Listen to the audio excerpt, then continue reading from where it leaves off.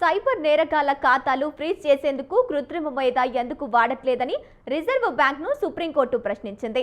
Digital arrest కేసుల విచారణ సందర్భంగా అత్యున్నత న్యాయస్థానం ఈ వ్యాఖ్యలు చేసింది.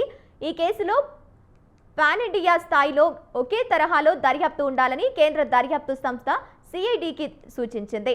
సిబిఐ విచారణకు సమ్మతి తెలియజేయాలని బెంగాల్, తమిళనాడు, కర్ణాటక, తెలంగాణ రాష్ట్రాలకు సూచనలు చేసింది.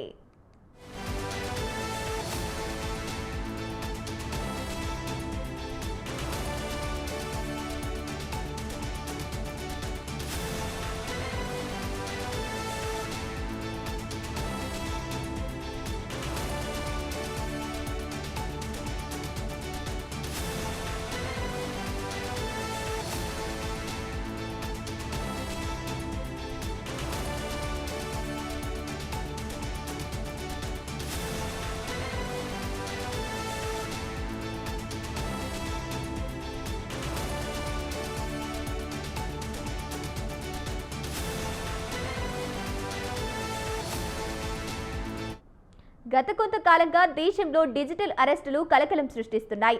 తాము ప్రభుత్వ అధికారులమంటూ నేరగాళ్లు ఆడియో, వీడియో కాల్స్ చేసి బాధితులను భయపెట్టి డిజిటల్ అరెస్టు చేస్తున్నారు.